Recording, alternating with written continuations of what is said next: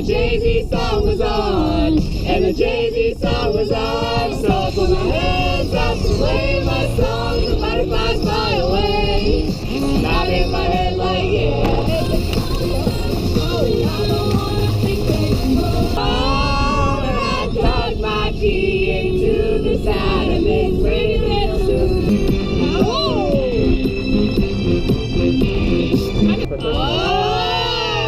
Boy. Okay. Classic. Bye. All right. Good luck.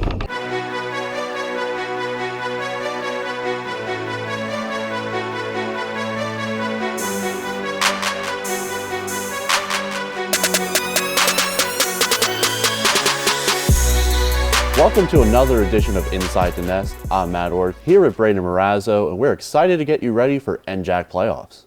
4 of the teams here in Montclair State survived the regular season and are eyeing an NJAC championship. This time of year is always fun to watch for athletics here on campus. Absolutely, Matt. Both the men's and women's soccer teams clinched the conference regular season titles to get a first-round bye. In an interesting coincidence, both teams awaited the winner of Rutgers rivals, with Rutgers Camden facing Rutgers Newark. We start with the women's team to look at their NJAC playoff route. This past season has been electric for women's soccer. With an amazing record of 16-1, there is no stopping this team. Being the #1 seed in the NJAC, they've worked hard to secure their spot, already winning the regular season outright. It's awesome. We've been fortunate enough where we've won regular seasons, we've won conference tournaments, but to win the regular season means you had to be really good over months. And that's very satisfying because there's been ups and downs, and some days you play great, and other days you don't. But over the course of time, that's been super rewarding. Now, I know, speaking for these guys, they want more. They want to win the conference tournament, they want to get into the NCAA tournament, and they want to do some damage there as well. The team's strong record didn't come easy. They were on a roll, winning their first 11 games until Rowan beat them in a 1-0 match. Heading into that game, both teams were undefeated, which foreshadowed their fight for the NJAC championship. This was a turning point for the team, with 5 NJAC games left, not knowing if they could return to their winning ways. The Rowan loss was what it was. We just had to reset, learn from it, but forget about it. Just move on. Know that we're still a good team. We're still us and everything, and just move on and play the next game. Get back to what we know what to do, and yeah, it worked out. So. The team looked to players like Aileen Cahill, Kylie Prendergast, and Haley Martin to help finish strong. Their performances were nothing short of outstanding. Cahill and Prendergast became the first duo in program history to score hat tricks in the same game, both recording a second hat trick later in the schedule. Martin has been unwavering in goal with 39 saves. They finished clinching the regular season title, beating Keene 3-0. It's their first NJAC regular season championship since 2013. Now that the regular season is in hand, what's to come in the playoffs? Yeah, Rutgers Camden, we know all about them in tournament time and how difficult they can be. They're a physical team, they're aggressive. When we played them, they were missing a couple of kids, and I'm sure they'll be back. The team will face Rutgers Camden in the NJAC Championship semifinals. Last time they met in the regular season, Montclair beat them 3-0. They have 24 wins and 3 ties against them all time.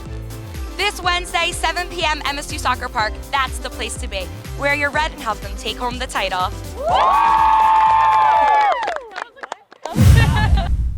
Women's soccer starting goalkeeper Haley Martin is having a stellar season with 8 shutouts and only 9 goals allowed in 17 games. But her days playing in a Montclair State uniform might have never happened. Stefano Carici has the story.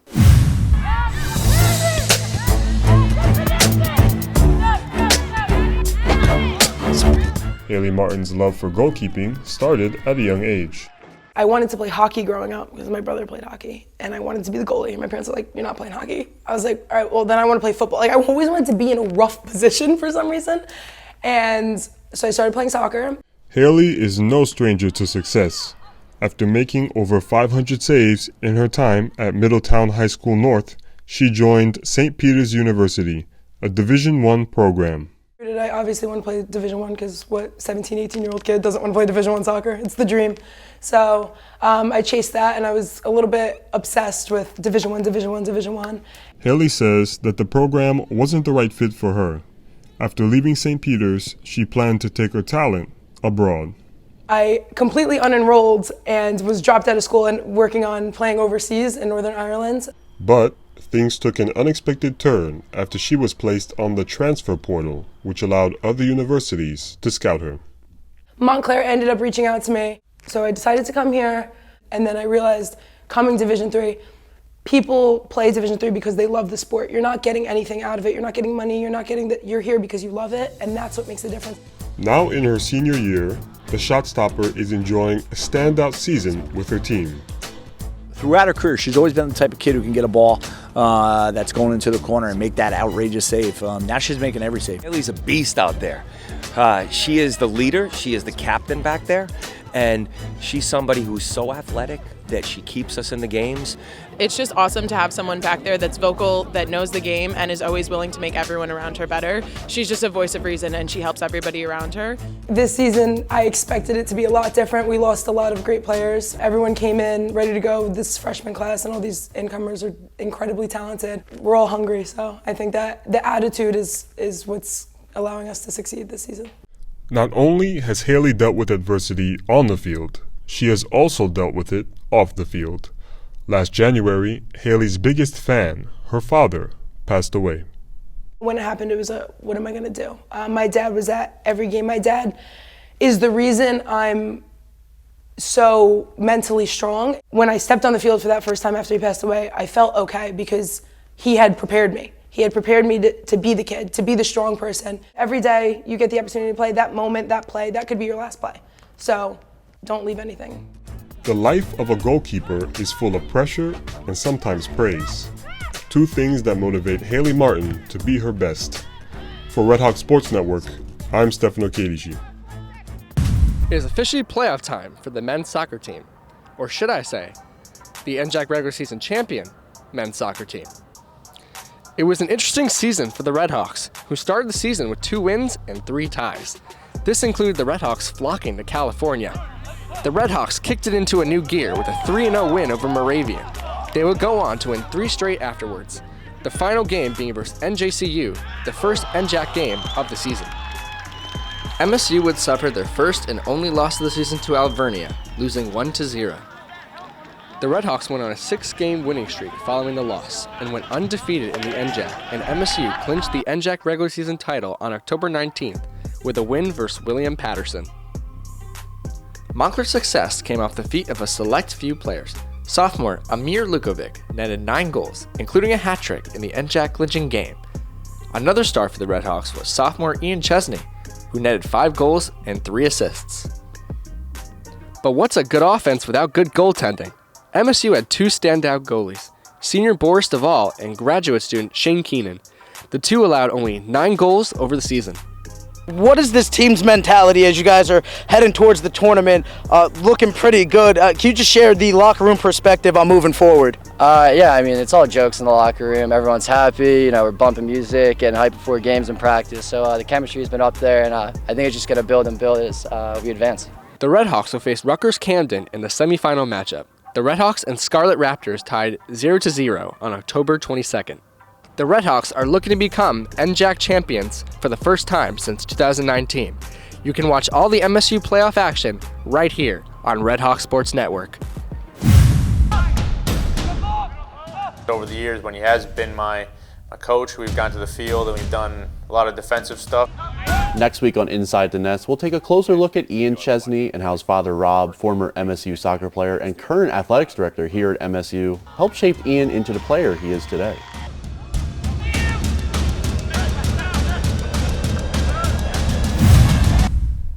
Volleyball and field hockey also claimed their spots in the playoffs, but they will both be playing away. Volleyball will play a familiar name this week in Rutgers Camden, while field hockey will get another shot at the Rowan Profs. Let's dive into what their matchups look like.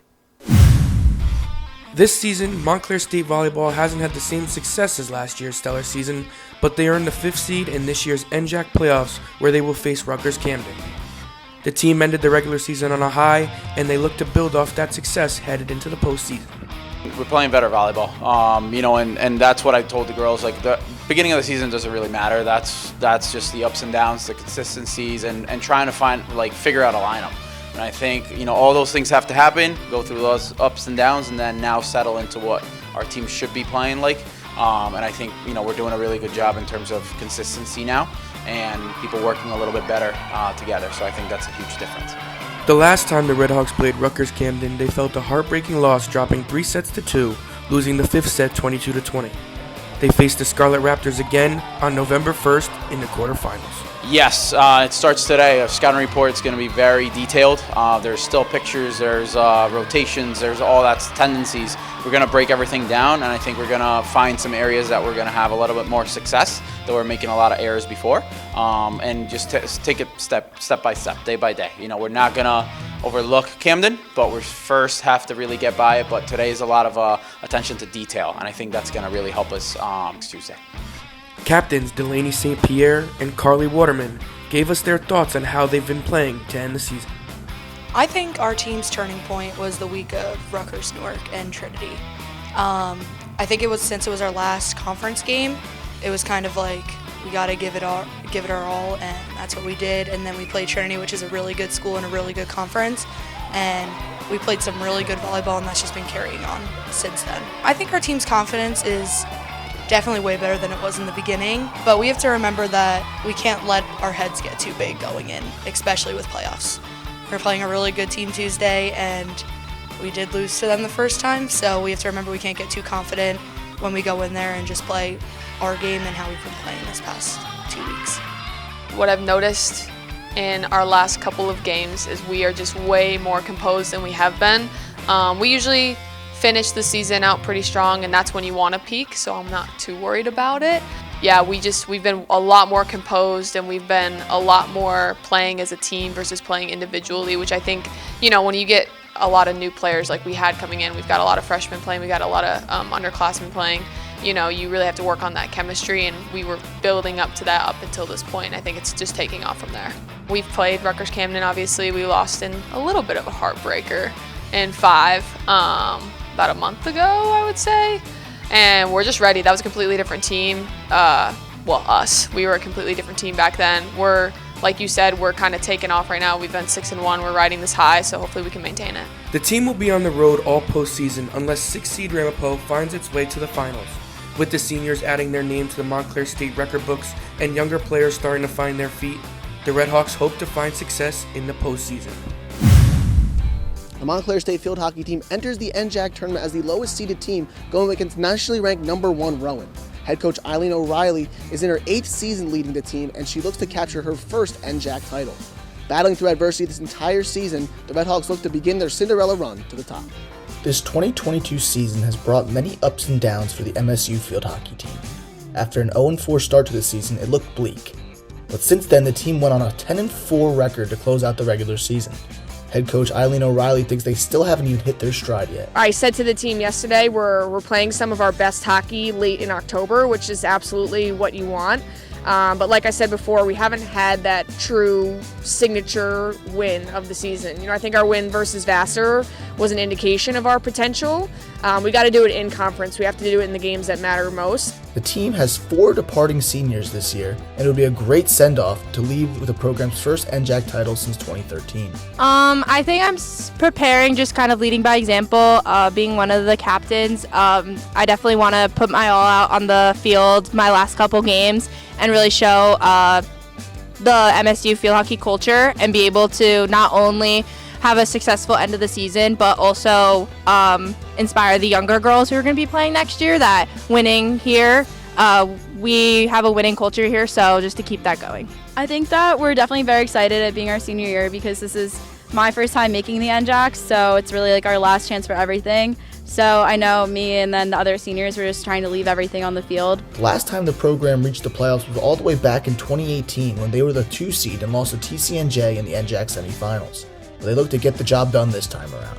I think it's very mental, and our team, our whole culture has been focusing on winning the games, keep pushing through, and focusing on the games that are ahead of us. I mean, it's a very big opportunity for us, and I think we're going to take advantage of it. When they take on Rowan on November 2nd, the team will continue to look to offensive leaders Carly Van Tassel and Tori Sutera if they hope to make a deep run. Van Tassel this season is 8th in the NJAC with 9 goals, 7 of which were game winners, which is the highest in the NJAC. Sutera has been great this year, setting up herself and her teammates with an even 5 goals and 5 assists. Field hockey will be on the road for the entire playoff run, but even despite that, they have a hungry group that will look to beat all the odds and win the third NJAC championship in program history. For Inside the Nest, I'm Anthony Cafone. We have a new series here on Inside the Nest called Flying with the RedHawks. This new segment will focus on the coaches behind the head coach who have 3 or less years here at Montclair State. Anthony Fiore, take it away.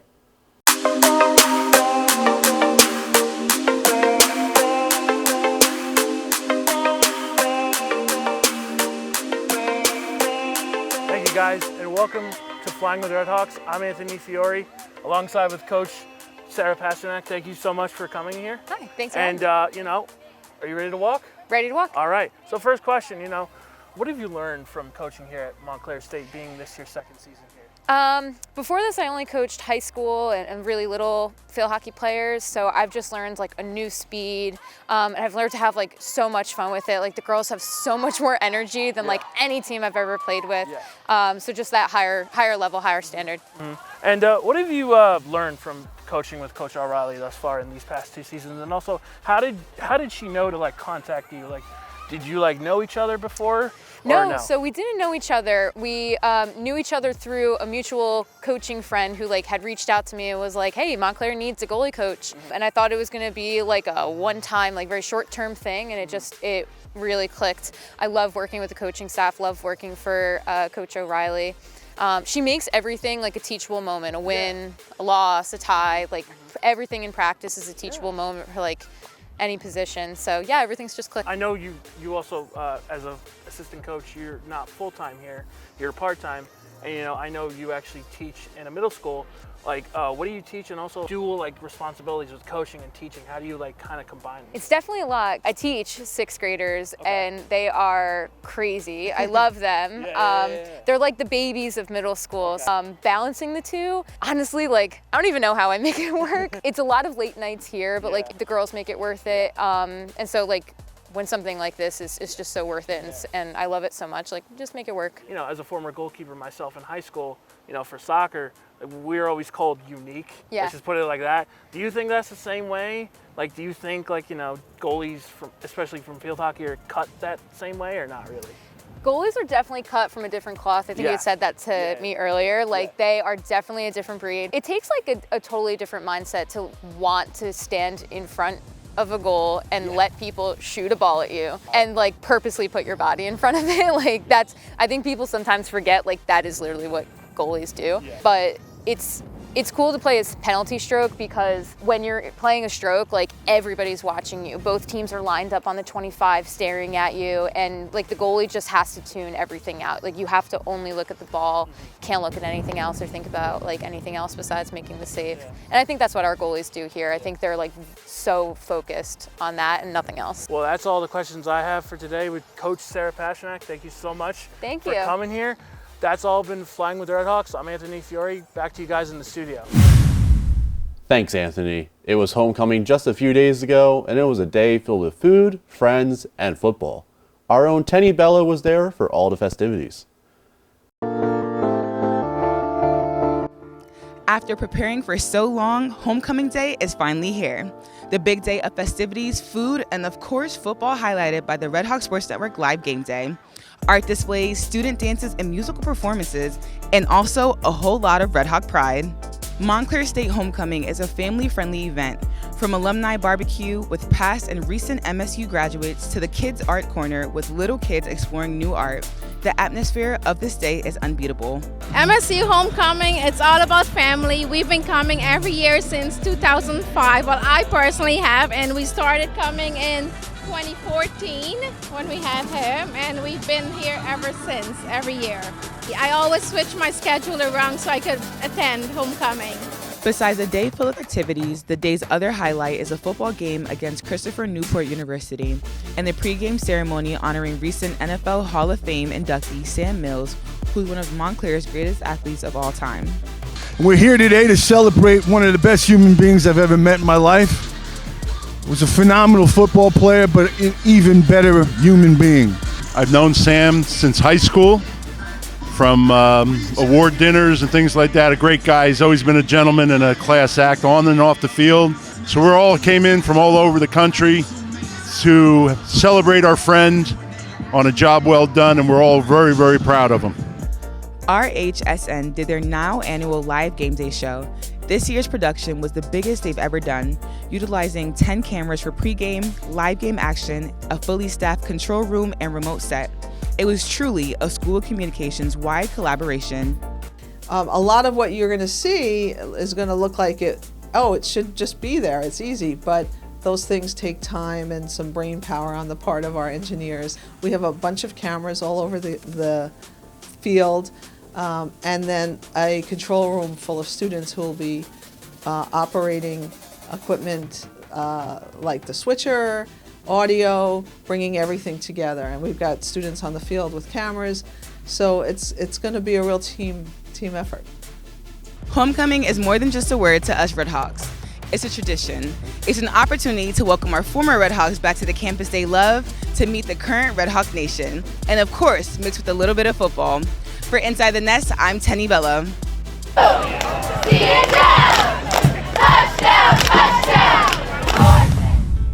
The RedHawks lost homecoming to Christopher Newport 14-13. It's the third game in a row the team has lost by 3 points or less. They only have 2 games left this season, both conference opponents. They'll head to Rowan on November 5th and will host William Patterson on November 12th.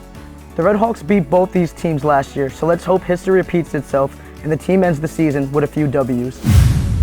The RedHawks finished 5th in the event, with TCNJ winning the whole event and Suzanne Zog from Ramapo winning the individual title. Kelly Wexstein and Christiana Caprio finished 26th and 27th respectively. Freshman Brianna Roddy notched a 3rd place finish with a time of 25 minutes and 38 seconds. These 3, along with 5 other members of the team, had their lowest times of the season in the 6K event. It was an insane week of sports, from women's soccer clinching the NJAC to our biggest production to date with the homecoming football game. But the action here at Montclair State is only going to ramp up with playoffs coming up in a few days for both soccer teams, field hockey, and volleyball. That's right, Maz, and we can't wait to see how all of the games unfold this week. Stay tuned to our coverage on Instagram and TikTok by following us at RedHawkSN, and check out our latest shows on Hawk Plus. And make sure to check out the full Teammates documentary directed by our own Jason Nacarella, out now on our YouTube channel.